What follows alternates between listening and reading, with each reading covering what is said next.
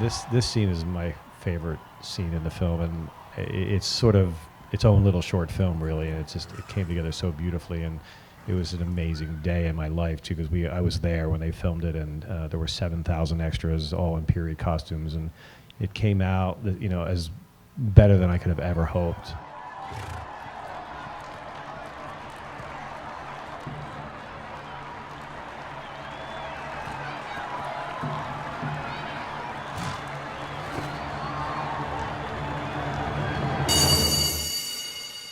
Through the course of the film, we've cut several times to these black and white still sequences to give the audience a feeling of what was happening at the time, give it context as to what was happening in the country. And Gary just came up with that idea as a way to show, how, everybody was huddled around, everybody across the country was huddled around the radio listening to that broadcast. And it was sort of, just as they were about to see the start of this amazing race, cut away from it. It's very unexpected, so I think it works on a lot of different levels.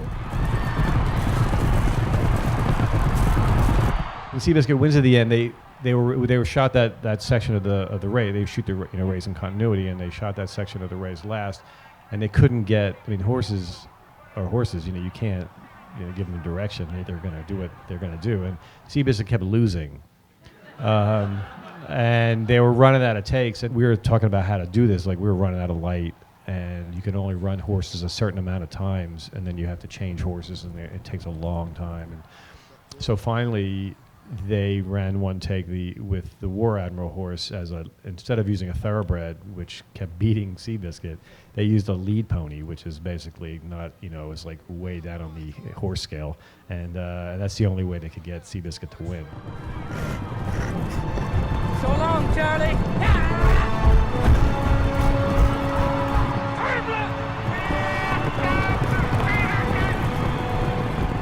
The idea that this plan was gonna work or not work was sort of the crux of the scene, and what we're trying to do is make this the tension of will the plan work, and that was the story. So that's what Gary's saying is true. You can have a phenomenal action scene with all the best stunts and all the best action bits. But if there's no story and it's just watching a bunch of crashing around, then the audience will be disengaged. So, Gary was great about every single race had its own little story, so that you never felt like, oh, here comes another race, because it was always about something and about the characters.